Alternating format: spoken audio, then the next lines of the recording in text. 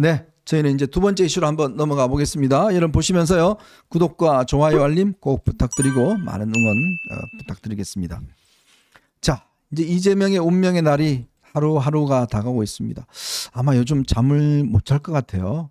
네? 그죠? 요즘 자다 보면 꿈에서 막 끌려가는 꿈 꾸고 막 그런 거 꾸는 거 아니에요? 보통 이때 되면 아마 잠도 잘 안 오고 꿈에 막 계속 이제 그런 이 가위 눌리듯이 하는 그런 어려움이 있을 겁니다. 왜냐? 제가요, 민주당 의원들을 이렇게 만나봤더니 네. 민주당의 핵심 있는 의원들 있잖아요. 네. 이 의원들도 전부 다 무죄로 알고 있었대요. 이 사태에 대해서.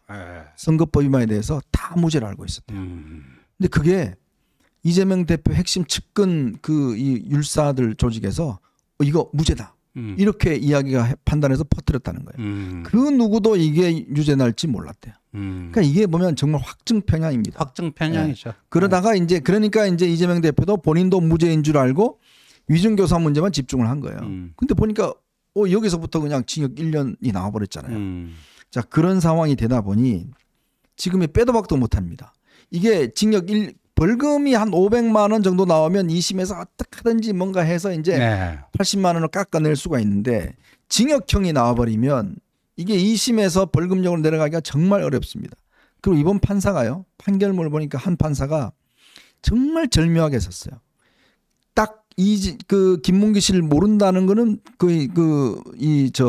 허위사실 공표가 아니다고 했잖아요. 그러니까 여기 더 이상 다툴 거 없어요. 네. 원래 다투려면 이걸 다투야 되는데 없이 골프 부분만 딱 특정해서 지적을 한 겁니다. 자, 그랬더니 오늘 이재명 대표가 뭐냐면 선거법을 개정하겠다. 네. 왜 이런 거예요?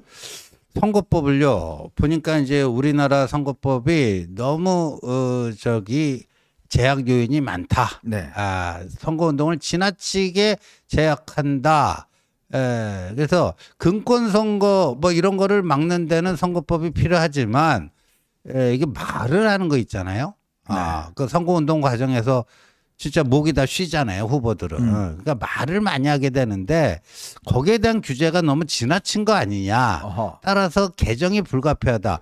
오늘 민주당의 몇몇 의원들이 선거법 개정 무슨 공청회 토론회 같은 걸 열은 모양이에요. 네네. 거기에 이재명 대표가 저런 의견을 낸 거죠. 예. 근데요.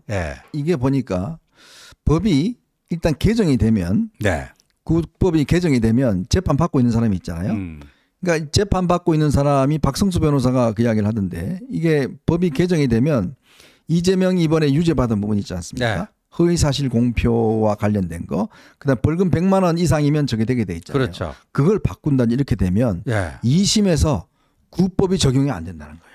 면소가 된다는 거예요. 면소. 그러니까 이재명이 뭐냐면 저기 보시면 알겠지만 형사소송법 326조에 보면 면소의 판결이 있습니다. 거기에 확정 판결이 있을 때, 사면이 있을 때, 공소시효가 완성됐을 때, 마지막 4번을 보십시오. 범죄 후의 법령 개폐로 형이 폐지되었을 때, 바로 이 부분입니다. 형이 폐지되었을 때가 뭐냐면, 자, 이재명이 이번에 이 허위사실 공표로 지금 받았지 않습니까? 이걸 지금 완화해 버리는 거예요. 그렇죠. 그다음 형량도 상향시켜 버리는 거예요.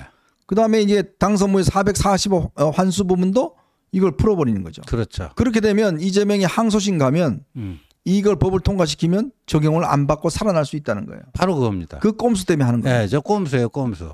저걸 하려고 그러는 것 같아요. 그러니까 이번에 이제 허위사실 공표죄 아닙니까? 공직선거법상의 허위사실 공표죄로 이제 징역 1년에 집행유예 2년을 받은 건데, 그 허위사실 공표에 이거를 이재명이 뭔가 벗어나게끔 그거를 개정을 해 놓으면 2심에 가서는 1심과 똑같은 만약에 나오더라도 당선 무효가 안 되게끔 만들 수도 있다. 그게 면소라는 게 그렇다. 이런 거죠. 그러니까 우리가 보통 이제 법률을 만들면은 뭐 소급 적용하면 안 된다 이렇게 알고 있었잖아요. 근데 좀 면소는 그런 점에서 참 저희까지 참 생각해 갖고 이 소급 적용 안 되는 거기에 예외적인 게 면소 아닙니까? 그러니까 이재명 대표라는 사람이 얼마나 머리를 돌렸겠습니까? 이거 지금 방법이 없다. 네. 생각해 보면 도저히 이 지금 공직선거법 이거를 벗어날 방법이 없고 1심 판사도 보면 이 판결문을 보면 133페이지짜리 판결문을 보면 굉장히 아마 꼼꼼하게 논리 구성과 증거 적시를 그렇죠. 했어요. 자, 이거를 2심 판사가 전부 다 뒤엎기는 굉장히 어렵게 돼 있다. 그렇죠. 그러면 방법은 뭐냐? 바로 저 문제입니다. 네. 즉 이게 면소 판결을 내려서 결국은 이거를 뒤집어야지만이 네. 본인이 살 수 있다 했는데 뭐 결국 이거 대통령이 나중에 거부권 행사해서 안 되면 꽝인 거 아니에요. 네.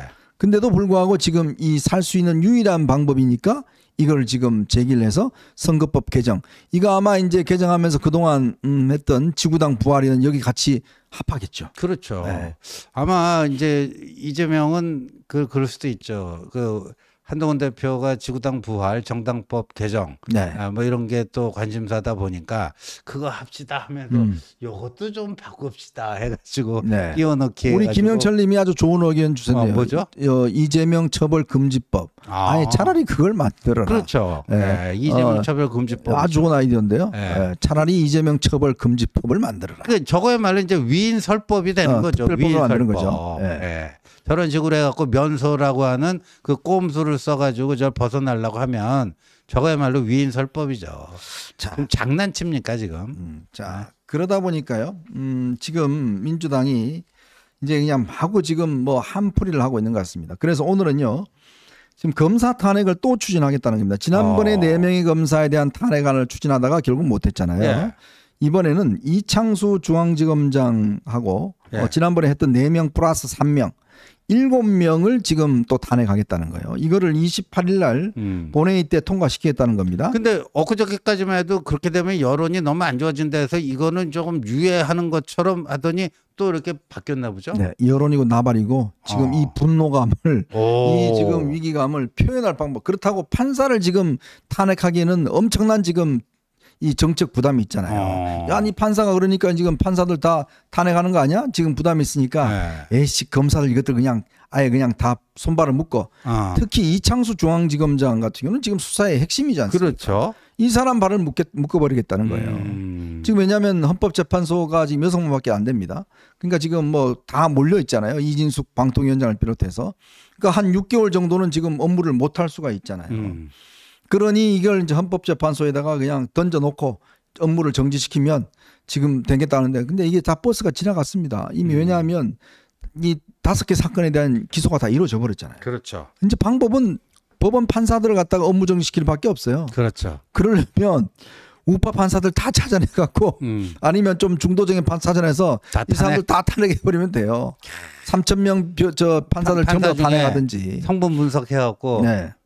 근데 요번에 누구예요? 요번 판사 한 판사요. 네, 한성민 판사는 국제인권법 연구회 출신이에요. 네. 그러니까 아예 그냥 중앙지법 판사들 전부 다 탄핵하든지. 네. 뭐 이 방법밖에는 지금 이걸 피할 수 있는 방법이 없습니다. 이제 이렇게 되면 국민들이 뭐라고 그러시겠습니까? 야, 이제 지금 해도 너무하네. 물론 뭐 이재명 대표 저 수사에 대해서도 뭐 비판이 있겠지만 또 본인들이 이런 방식으로 대응을 하고 당 차원에서 막 탄핵하고 이래버리면 이게 이제 거의 자충수가 되어버린 거죠. 그렇죠. 네. 참 재밌게 가요. 근데 이렇게 되니까 민주당에서 그 꼼수가 딱 들켰잖아요. 네. 딱 들키니까 저거는 이재명 대표의 저런 입장은 선거법 판결이 나기 전에 그 행사에 대한 그 기념사로 미리 보낸 거다. 네. 판결 전에 그런 입장으로 보낸 건데 네. 뭐 요거는 아니다. 요런 식으로 또 지금 변명을 하고 있어요. 자, 참 저는 뭐 이해가 가는 측면도 있습니다. 이제 더 이상 탈출구가 없거든요. 그러니까요. 그리고 보니까 이제 이 자꾸만 이전에 유시민 씨가 그런 얘기를 했어요. 유시민 씨가 뭐 대안적 진실이란 말 들어봤죠? 그렇죠. 대안적 진실. 그러니까 팩트라는 게 있잖아요. 네. 실체적 진실이 있잖아요. 그 트럼프가 쓰던 말이에요. 네. 근데 대안적 진실은 뭐냐? 이게 팩트냐 아니냐 우리는 보통 이렇게 얘기하잖아요. 팩트가 아닌 거 가짜 뉴스라고 허위 사실이라고 얘기를 하는데 네. 그러니까 그렇게만 이제 돼 있으면은 자기들이 빠져나갈 군형이 참 뭐예요. 그러니까 한명숙이 건설업자 한만호 씨로부터 9억 6천만 원에 이르는 부정한 돈을 받아서 징역 2년 확정 판결이 돼서 뭐 했는데 네. 그는 역사의 법정에서 무죄다. 근데 무죄가 되려면 기본 팩트가 있어야 될 거 아니에요. 그렇죠. 그때 팩트로 제시하는 게 대안적 진실입니다. 대안적 진실. 실체적 진실이 아니라 대안적 진실이에요. 근데 역사의 법정, 뭐 양심의 법정 찾는 거는요, 이미 이 현실의 이 판결에서는 이제 자신감이 없다는 거죠. 참 그런 사람들이 정말 국민을 혹세무민한 사람들이 지식인이라고 네. 책도 쓰고 활동하고 이거는 보면 참 기가 막히지 않습니까? 그러니까요. 네, 어떻게 저런 사람들이 지식인이라고 할 수 있게 이게 지금 결국 괴벨스 같은 거예요. 그렇죠. 국민을 선동하는 거예요. 네. 선동하는 사람들인데 그러니까 그런 사람들이 마치 이제 뭐 뭔가 그럴싸한 용어를 만들어내서 네. 학문적인 것처럼 이야기를 해서 결국 이제 이렇게 국민들의 눈빛을 왜곡하려고 하는 그런 시도들이 분명히 있는 것 같습니다. 참 딱합니다. 그리고 참 이해는 됩니다. 왜? 이제 막다른 골목이기 때문에 이제 도저히 방법이 없기 때문에 할 수 있는 모든 것들을 하겠다. 판사 탄핵은 좀 그러니까 검사 탄핵을 하고 아예 선거법을 바꿔서 이재명 대표에게 적시된 법률안을 사실은 면소시키는 방향으로 하겠다. 이런 꼼수들을 하고 있는 것 같습니다. 참